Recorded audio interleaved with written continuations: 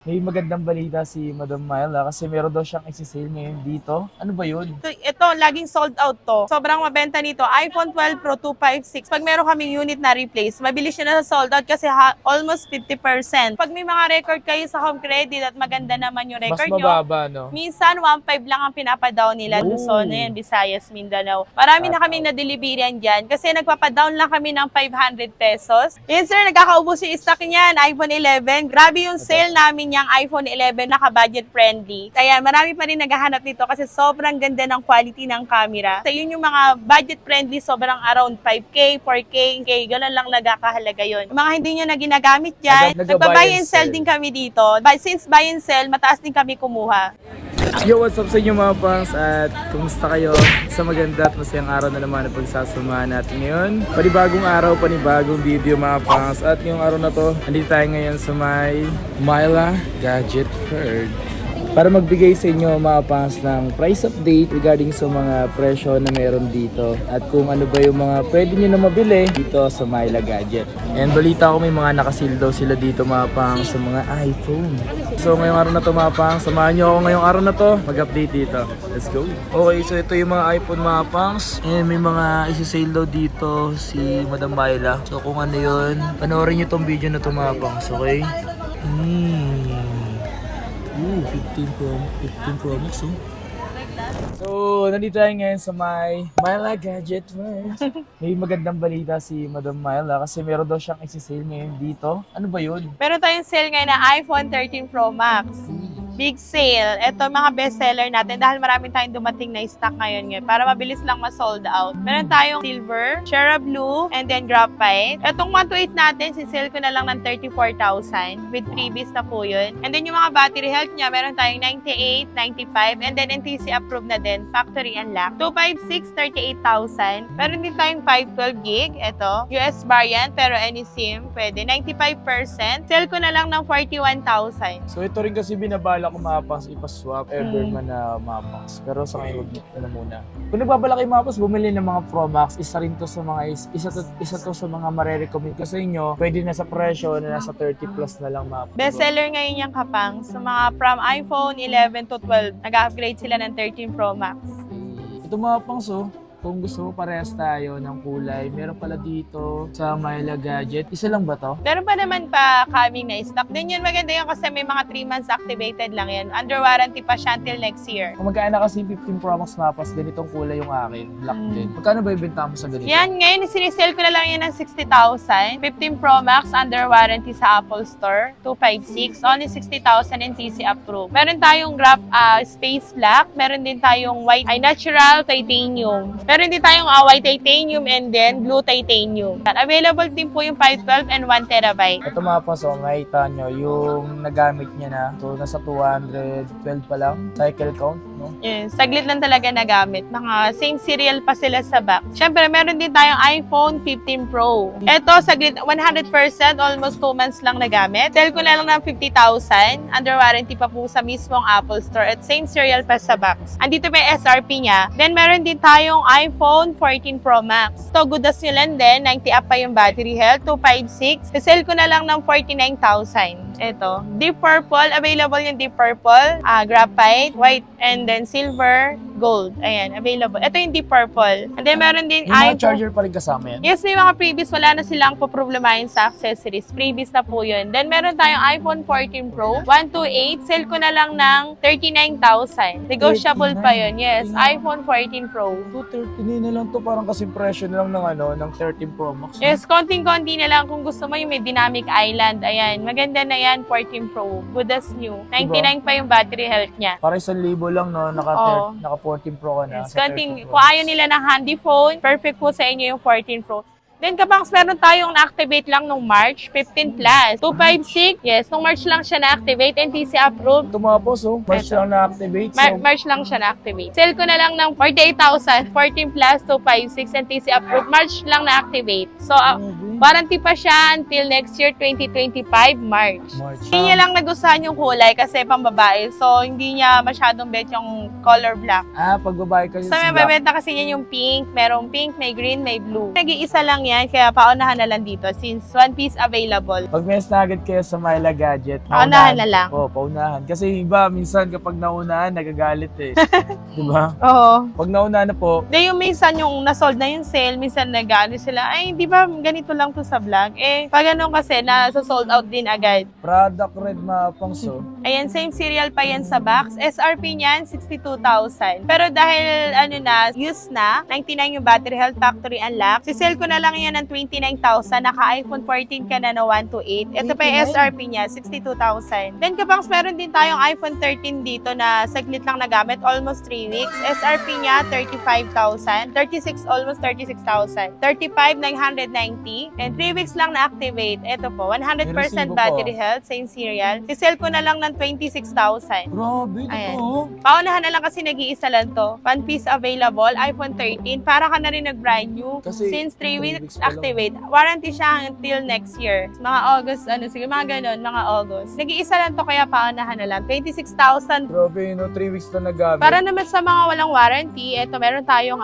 red edition, meron ding white. Sa magkano yung ganyan? Meron din tayong blue. 128 natin ito, si-sale ko na lang ng 24,500, 256, 27. Meron din tayong 512 nito, sale ko na lang ng 30,000. Factory unlock din, magaganda pa yung mga battery health nila. Yun talaga mapas, magkaiba ang presyo ng second hand sa slight use. Kasi slight use, katulad niyan is mga 3 weeks, months pa lang na nagagamit. Slight use pa lang yun. Yes, yun kasi usually kasi kapag ang mga slight lease lang, medyo mataas namin kinukuha. Unlike po sa mga year na nagamit, medyo mababa namin nakuha. Kaya mababa lang din namin nabebenta. At kung nagbabala ka bumili ng mga iPhone 12, ito na yung tamang panahon din mapas. Kung budget mo para lang sa iPhone 12, eh sulit pa rin naman to bilhin sa ngayon, ngayong 2024. Diba? Updated pa rin to sa iOS 18. Magkano ba presyoan ng mga iPhone 12 mo dito? Yung iPhone 12 natin ngayon, nakasale na lang na 18,500. Diyan din nag-start yung 5G natin. Meron tayong 85 battery health, 195. 256 nito, sale ko na lang ng 20,000. Good as new lang din,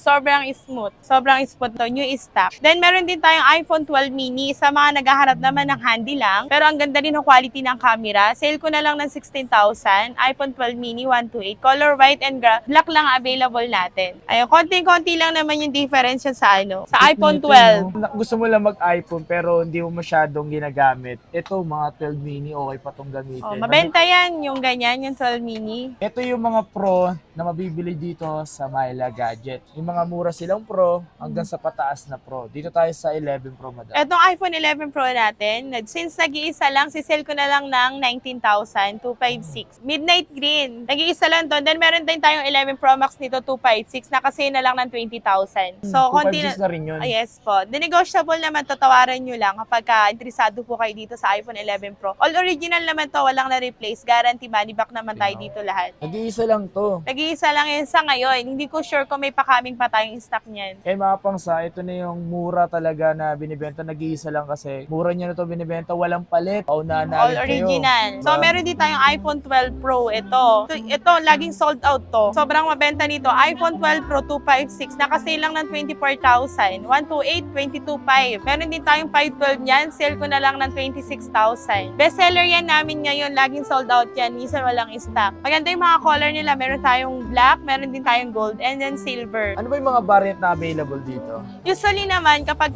sa mga variant, halos walang difference. Pero meron tayong Japan variant, Korea variant, Japan variant, US variant, and TC approved. Hindi kayo titingin sa variant, sa mismong unit talaga. Oo. Kasi kahit na local variant pa yan and TC variant, possible may replace pa din kapag depende talaga sa unit. Meron tayong 12 Pro Max, which is ang difference niya is yung size lang. Isa rin yun sa madalas walang stock dito. Mabilis to kahit sa ibang shop dito, nagiging sold out din to. Yan. 12 Pro Max natin, 256, sinesell ko lang to ng 28,000. 256, 28, 128, sell ko na lang ng 26. Meron din tayo nitong 512, sell ko na lang ng 38,000. Ayan, 30. sarado na lang ng 30K. Wow. 512 gig na yon, iPhone 12 Pro Max. Ayan, andito na rin yung mga variant niya, US variant. Naka-indicate na sa mismong phone, sa sticker. Then, para naman sa mga gusto na may cinematic, then sobrang ganda ng quality ng camera, meron tayong iPhone 13 Pro. Ito, 97% US variant, 128. Sale ko na lang to ng 31,000. Meron tayong graphite. Ang tawag dito is space, parang black. Ayan, black. Meron din tayong gold. Ang gold natin, Japan variant. Ayan, 97% battery health. Ngayon, sale ko na lang to ng 31. 256 natin, sale ko na lang ng 33,000. Naka-iPhone 13 Pro ka na 256. Goodness nyo lang to guys. Tsaka wala pa naman napapalitan sa mga ganito. At kung may mga palit man sila dito binibenta mga pangs, mababa po yung binibenta dito, okay? At maganda doon Kapangs, pag meron kaming unit na replace, mabilis yun na sa sold out kasi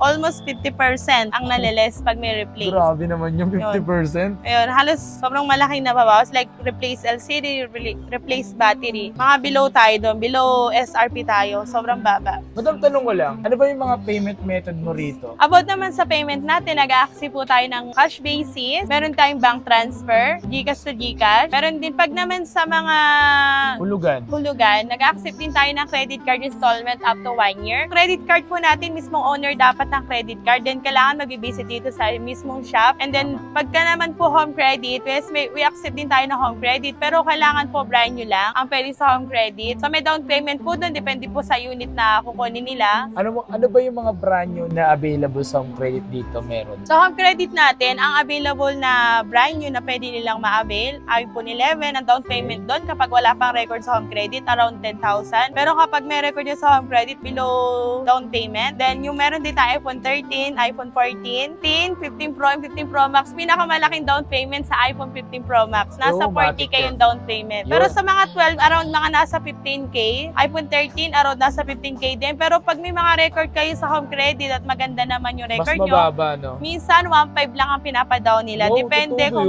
yun. gaano kaganda yung record nyo at kung gaano na kayo katagal nag-home credit. Meron silang low down payment sa may mga record na. Yes po. Lalo kapag maganda yung record mo sa home credit, balita ko ganun daw talaga. Minsan nga 500 nga lang. Eh, no? Oh, yun. 500 lang yung down, minsan 1.5. Kasi may mga naging client kami, 1.5 lang yung pinapadown sa kanila. Since maganda yung record nila sa home credit. Sa mga gusto magpa-deliver dyan, mapa-COD with the Metro Manila and sa mga malalayo, lalo especially sa mga taga Mindanao, taga Visayas. Mhm. Yun, marami kaming suki dyan sa Luzon, yan, Visayas, Mindanao. Marami na kaming na-deliverian dyan kasi nagpapadown lang kami ng 500 pesos. Totoo ba yun? Deduct na yun sa mga payment, sa full payment. Babayaran nila lang nila yung balance kapag na-receive na nila yung unit. Either COD, cash on delivery, pwede rin i-deliver sa mismong bahay nila yung unit. Door to door. Yes po kung kaya. And then pwede rin nilang pick upin sa LBC mismo. At least 500 lang yung down. Then pag mga regular na namin, pangalawang beses na nag-order sa amin, hindi na kami nagpapa-down payment. Ooh. Yes, pero pag mga first time customer pa lang ng Myla Gadget World, down payment lang 500, automatic naman deduct na yun sa full payment nila. Halimbawa, 20K yung halaga ng unit, nag-down sila ng 500, 19.5 na lang yung babayaran nila sa LBC and plus shipping. Then kaya naman din po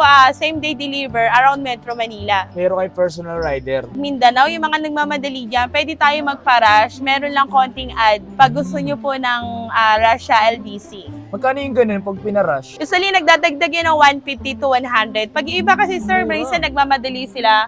Gusto nila ma-receive agad yung item like 2 to 3 days. Kasi pagka Mindanao, 7 days po talaga. Gusto na nilang makita yung phone, excited na silang ma-receive. Pwede natin pa-rush. Kung gusto magpa-deliver, nag-deliver po dito ang Myla Gadget. Dito tayo sa iPhone 11 and iPhone XR. At kung nagbabala kayo bumili sa dalawang yan, pwede nyo pa rin magamit yan ngayong 2024 dahil pwede pa silang may update sa iOS 18 na parating. Kung nagbabala ka bumili ng 11 to XR, makakabili ka pa rin ngayon. Yes, sir, nagkakaubos yung stock niyan, iPhone 11. Grabe yung sale namin yung iPhone 11 128. Talagang sold out. Halos buti na lang may mga dumadating lang na stock. Kasi naka-sale yan, naka-budget friendly. Magkano na lang ba iPhone yung 11 ganito? natin ngayon, naka-sale na lang yan ng 14,500.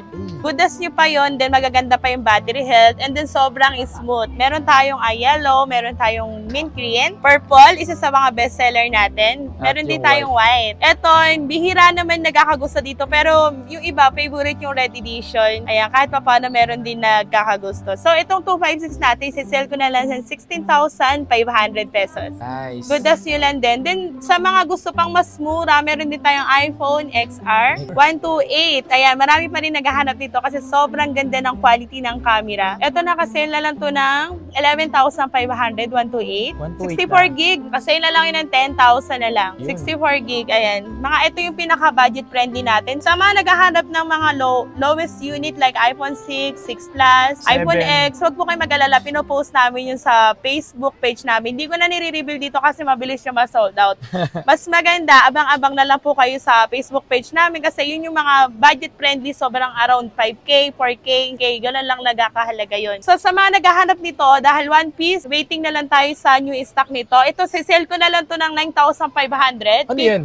Pick Generation 128, perfecto pang student and business. Eh, yung mga ganitong mini, anong mini to? Yan, Mini 4, para naman sa mga kid. Kahit hinahagis-hagis lang na maalak nyo, pwede na to. Nasa 8,000 lang yan. Mini 4, 8,000. 64 gig. Nice. Ito, nag-iisa lang to. Sinisale ko. May new stock tayo, mga nasa 11K to. Pero since nag-iisa, 9,500 na lang. Yan, mga pangsa, yung mga... Sobrang smooth. Sa mga nagbabalak dyan mamili ng iPhone, ayan, tamang-tama, may panibagong update na naman tayo dito sa Myla Gadget. Baka may mga nagustuhan na kayo dito sa mga pinakita ko. At kating-katingan na bumili ng iPhone mo, kung anong iPhone ang gusto mo, visit ka lang sa kanila at pwede kayo mag-mail sa kanilang Facebook page na makikita mo dyan sa description ng video na to. Dito lang yan sa Stolyo 26. Nga pala, kapag gusto nila magbenta ng phone, kailangan nila ng pounds, pwede nyo rin po ibenta dito. Mataas din kami kumuha ng unit. iPhone, Samsung, iPad, laptop. Pwede nyo rin ibenta. Mga hindi nyo na ginagamit dyan, nagpa-buy and sell din kami dito. But since buy and sell, mataas din kami kumuha. Yun. Depende na lang kung may replace, mababa kami kumuha, mababa rin namin binibenta. Para naman yun sa mga naghahanap ng sobrang babang unit. Sa mga nagbebenta or sa mga nagbabalak magbenta dyan ng iPhone nyo, kung sa tingin nyo mahal nyo nabili before, huwag po kayo mag-expect na mas mahal pa rin po yan or same pa rin doon sa presyo na binili nyo. Kasi pag sobrang luma at sobrang daming gasgas or may mga napalitan na kayo, huwag na po kayo mag-expect ng masyado pang malaki po makukuha. Maliit na lang po yan, okay? So yun lang para malinaw mga pangs, and maraming salamat nga pala sa pagsama at pagsuporta dito sa aking video or sa aking channel. Maraming salamat sa inyo lahat. And once again, it's your boy Kapangs. Kasama ko si Madam Myla ngayon ng Myla Gadget World. Yun lang, maraming salamat sa inyo lahat. Hey ka muna. Eh. Hey.